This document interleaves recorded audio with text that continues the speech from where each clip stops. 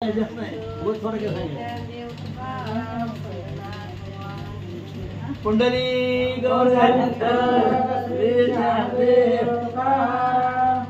प्रभु श्री रामचंद्र भगवान की जय। श्री गणेशाय नमः। श्री देवकी नंदनाय नमः। ऐका सोते हो कथा रसिक, ऐका आता निवारी ठोरोग दुःख, सावे पूर्ण विवेक, निज शांती सुख ये आता। काही न करिता योग साधन, न घडताची तीर्थाटन, भक्त कथा ऐकता मन लावून, वैकुंठ भुवन पावती। संत महिपती बुवा या ठिकाणी सांगताय, कथेचा अनुसंधान एक ग्रंथ करते सांगताय, गती काही तीर्थाटन करायची गरज नाही, कुठं जायचं नाही, फक्त तू तिला मंदिरात यायचं 8 ते 9:30 एवढ्या वेळामध्ये इथं आले की वैकुंठ भुवन प्राप्त होत असं सांगतात। जरी बहुत नसले शास्त्र व्युत्पत्ती, अंगाशी न येता वैराग स्थिती, परी हरी कीर्तनी लाविता प्रीती, केल्या पावन होते क्षण मात्रे। आणि ग्रंथ करते सांगताय, तुमच्याकडे वैराग्य नसू द्या, ज्ञान नसू द्या, तुम्हाला काही नाही येऊ द्या, पण जर तुम्ही इथं हरी कीर्तनामध्ये जर मन घातलं, श्रवण जर केला, तर त्या श्रवणाचा फायदा तुम्ही वैकुंठापर्यंत जाताल असं सांगतात। जयशी न घडे व्रत नियम, रसना विषय नहे जीव श्याम श्याम, तीही वाचेशी स्मरत राम नाम, स्वयं पुरुषोत्तम ते होती। अहो, ज्याला काहीच नियम माहिती नाही, तर ज्याला काहीच येत नाही आणि ज्याला विषयाची लालसा सुटत नाहीये, त्यानं जरी एकदा रामाचं नाव घेतलं तरी भगवान परमात्मा त्याला प्रसन्न होतो असं सांगतात। अंगी दयाशी कृपणता, आणि कुटुंबी वाढली विशेष ममता, ती श्रवण करताची भक्त कथा, अनुताप चित्ता ठसावे। अंगामध्ये कृपण आहे, काहीच द्यायची इच्छा नाहीये, विषयावर, संसारिक जीवावर किंवा कुटुंबावरती प्रेम आहे, अशांनी जरी लोकांनी जरी भक्ती विजय ऐकला, भक्त चरित्र ऐकलं, तरी त्यांचं माया संपून जाते आणि ज्ञान प्राप्त होत असं सांगतात। जैसा लोहदंड होता मळकट, परी परीस लागता तत्काळ पालट, देवी भक्त कथेची लागता चाट, विवेक भेट अज्ञाना। लोखंड आहे, गंजलेला आहे, जुना आहे, मळ साचलेला आहे, ते जर परिसरात स्पर्श झालं लोखंड, किंवा परिसराचा स्पर्श लोखंडाला झाला, त्या लोखंडाचं सोनं होतं। तशा पद्धतीने भक्ती विजय आहे, भक्त चरित्र आहे, ती जर ऐकलं तर जीवरूपी लोखंडाचं सोनं होतं असं सांगतात। जरी पूर्व पुण्याची असेल कोडी, तरी कथेची लागेला गोडी, इतर भक्त नाही न जीव बापुडी, ती विकल्पे लाडली सर्वस्वे। अहो, जर पूर्व पुण्य असेल तरच याची गोडी लागते, इथं कोणी बी येऊ शकत नाही महाराज मंदिरामध्ये। कोण येतं? ज्याचं पुण्य पाठीमागचं आहे, बहुत सुकृत ज्याचं आहे, तोच या मंदिरामध्ये येतो, ही भक्ती श्रवण करायला तोच येतो असं सांगतात। म्हणून तुम्ही भाविक प्रेमाला मदती सता दैवागळ, जे सात्विक कथेचे घराळ, सेविता सकळ निज प्रेमे। अरे तुम्ही दैवाच्या पलीकडचे, कोण? भाविक भक्त प्रेमळ आहे, दैवाच्या पलीकडचे, म्हणून भक्त चरित्र ऐकायला इथं आला तर ऐका। मागल्या अध्यायी कथा निघोती, परम पावन परिसरी श्रोती, जे भानुदासे पांडुरंग मूर्ती, पंढरीशी मागुती आणली। पाठीमागच्या अध्यायामध्ये काय झालं? भानुदास विद्यानगराला गेले आणि तिथून पांडुरंगाला घेऊन आले पंढरपूरला। आता त्याच भानुदासाचं पुढं काय झालं ऐका। त्या भानुदासाचा पुत्र सद्गुणी, त्याचे नाम ठेवले चक्रपाणी, तो परम भाविक वैष्णव ज्ञानी, श्रीहरी भजनी निमग्न। त्याच भानुदासाचा मुलगा सद्गुण, त्याचं नाव चक्रपाणी ठेवलं होतं, अत्यंत सद्गुण तो मुलगा होता भानुदासाचा, त्याचं पुढे लग्न झालं ऐका। त्याचा पुत्र सूर्यनारायण, जो ज्ञान प्रकाश आहे दैत्यप्यमान, त्याची कांता सुलक्षण, नाम रुक्मिणी त्याचे। आणि त्या चक्रपाणीचा मुलगा, त्याचं नाव सूर्यनारायण होतं, आणि नावच सूर्यनारायण आहे. अद्भुत ज्ञान त्याच्याकडे होतं. त्याची पत्नी रुक्मिणी नावाची त्याला पत्नी होती असं या ठिकाणी सांगतात. जिचे उदरी जन्मला सूत नाम त्याचे एकनाथ, जो सद्गुरु अवतरण लाक्षात शांत पैसा चरित्र तयांचे. आणि ती सूर्यनारायण आणि रुक्मिणी यांना जो मुलगा झाला त्या मुलाचं नाव एकनाथ ठेवलं. हा साक्षात विष्णूचा अवतार आहे. भानुदासाचे या कुळी विष्णूचा अवतार. भानुदासाच्या मुलाचं नाव चक्रपाणी, त्या चक्रपाणीच्या मुलाचं नाव सूर्यनारायण आणि सूर्यनारायण मुलाचं नाव एकनाथ. अशा पद्धतीने भानुदासाच्या वंशामधला हा एकनाथ महाराजांचा अवतार आहे. ऐका, तो दिवसा दिवस झाला थोडा, व्रत बंद केला सत्वर, माये बापे तयावर कृपा पराकरिताती. आणि एकनाथ लहानाचा मोठा होऊ लागला. नाव वगैरे ठेवलं, बारस केलं, व्रतबंध केलं, सगळं केलं. कारण मुळात ब्राह्मण आहे, ब्राह्मण वंशामधला येतो. त्याच्यामुळं जसा तसा लहानाचा मोठा होईल तसा तसा एकनाथावरती आई वडिलांचं प्रेम वाढू लागलं. ऐका, जेते जनार्दन पंत ज्ञान राशी, दत्तात्रय दर्शन होत त्याशी, एकनाथ उठून एके दिवशी गेला दर्शनाशी तयाच्या. आणि तिथं जनार्दन नावाचे सद्गुरू होते.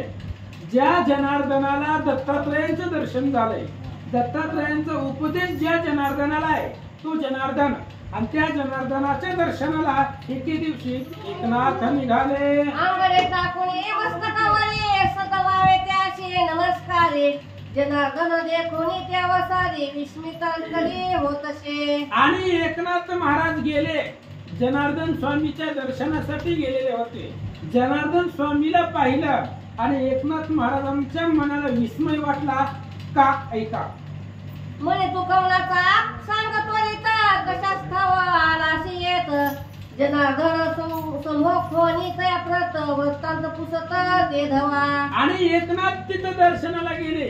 गेल्यानंतर ना जनार्दन स्वामींनी विचारलं एकनाथाला, कोण आहे, कुठून आलाय, आणि इथं कोण कुठून कसा आला, कोण विचारतं. जनार्दन स्वामी एकनाथांना विचारू लागले. काकुनी माता पितायाशी, रुसून आलाशी आम्हा पाशी, हे यथार्थ सांगाय मजशी, संकुच मानसी न धरिता. जनार्दन स्वामींनी एकनाथांना विचारलं, म्हणले बाबा माझ्यापाशी येण्याचं काय कारण आहे, कारण माझ्याकडे येण्याचं अजून वय नाही. वय तुझं लहान आहे, आई बापापाशी राहण्याचं आहे, खेळण्याचं आहे, बागडण्याचं आहे, आणि आई बापाला सोडून किंवा त्यांच्यावरती रुसून आला की काय, सत्य परिस्थिती सांगा असं एकनाथ महाराजांना जनार्दन स्वामी विचारतात. मग जोडून या बोली करा, एकनाथ बोले मधुरोत्तर, म्हणे मी ऋग्वेदी ब्रह्मकुमार दर्शनासाचार पातलो. त्यावेळेस एकनाथांनी जनार्दन स्वामींना सांगितलं, मी काही रुसून वगैरे आलेलं नाहीये.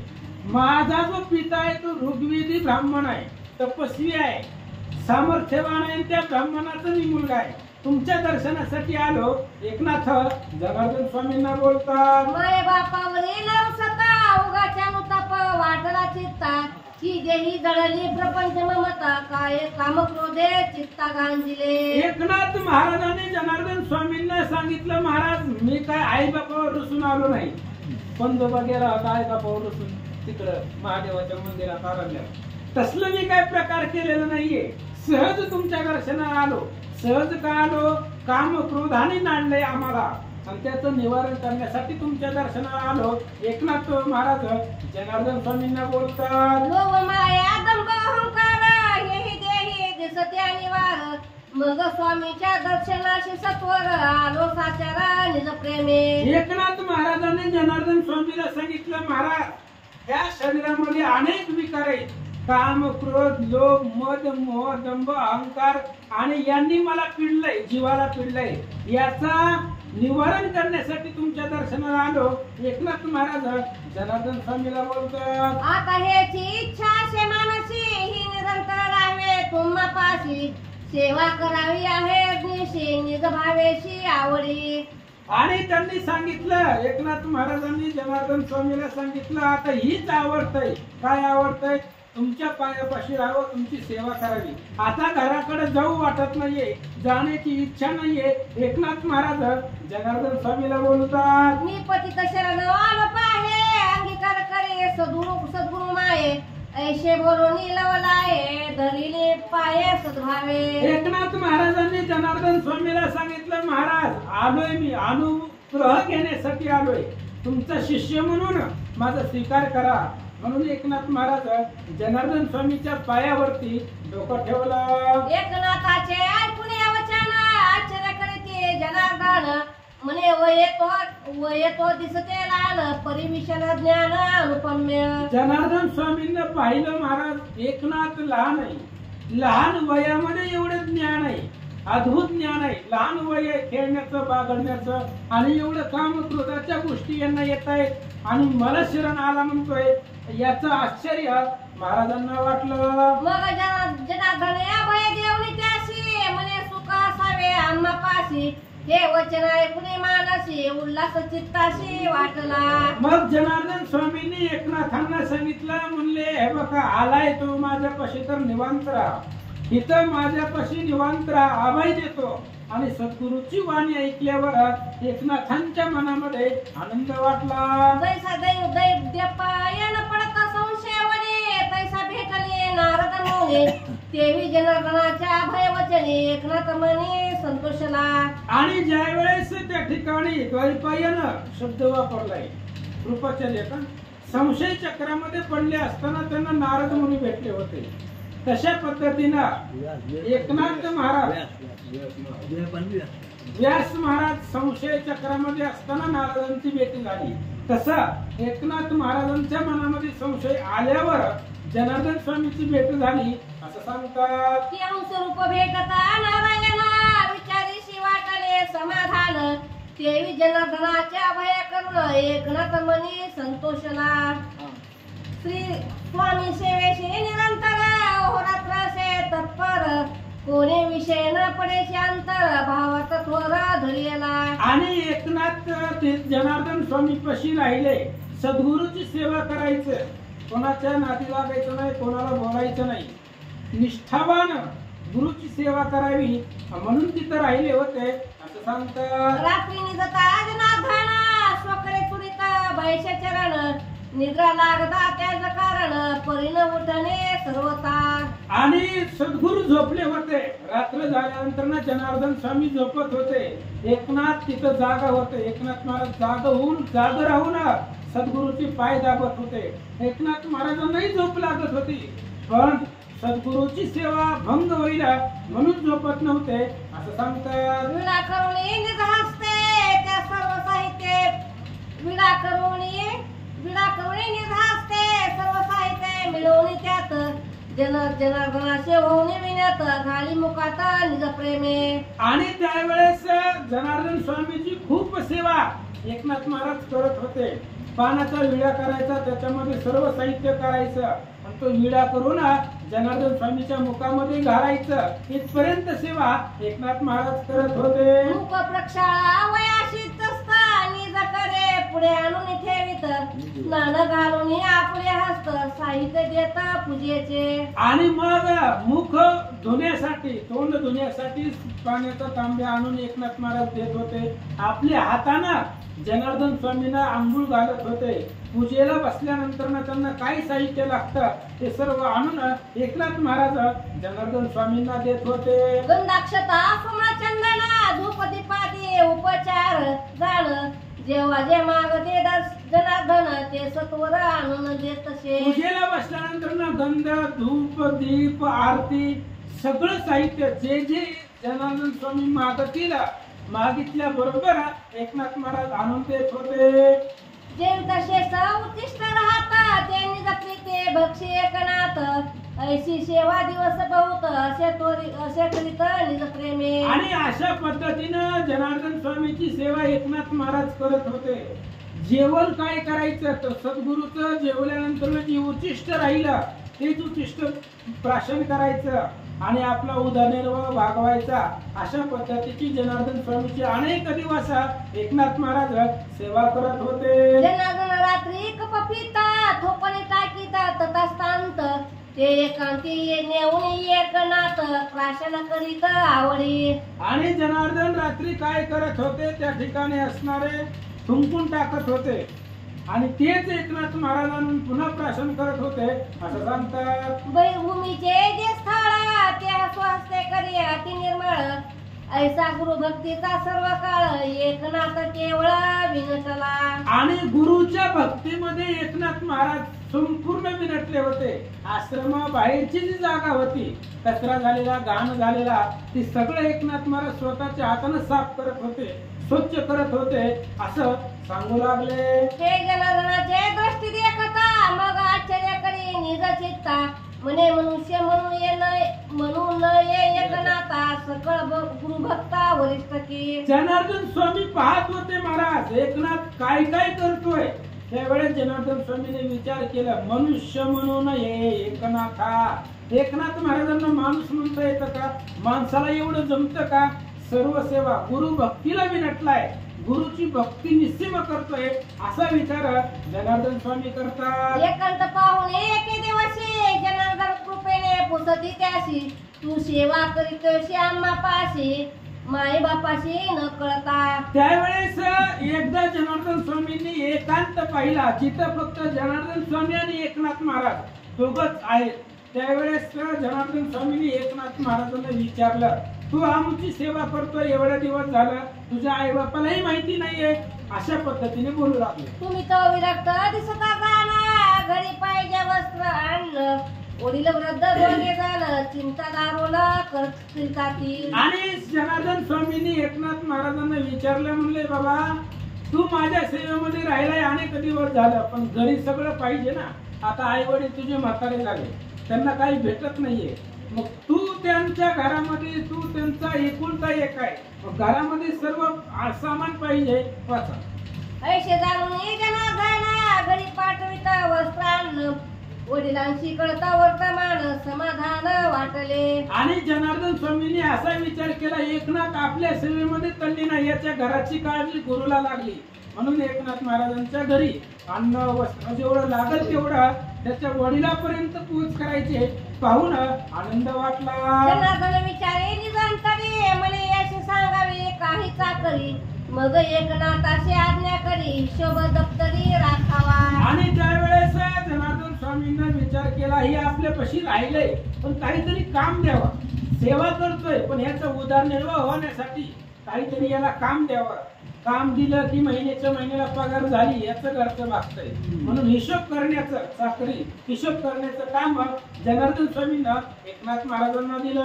तू एक असलाशी जरी प्रवीण तरी कळ येईल अवघ्याची ज्ञान मग अवश्य म्हणून केले न म्हणा म्हणे आज्ञाप्रमाण स्वामीची. आणि एकनाथ महाराजांना जनार्दन स्वामींनी सांगितलं इतर हा पण किती हुशार आहे फक्त अध्यात्मामध्ये हुशार असून जमत नाही बीजगणित भूमिती पाठ लागते म्हणले याच्यामध्ये सुद्धा व्यवहारामध्ये किती तल्लक आहे किती प्रवीण आहे हे तर राहून सगळं तुला आत्मसात करून देतो हे आमच्या लक्षामध्ये येईल.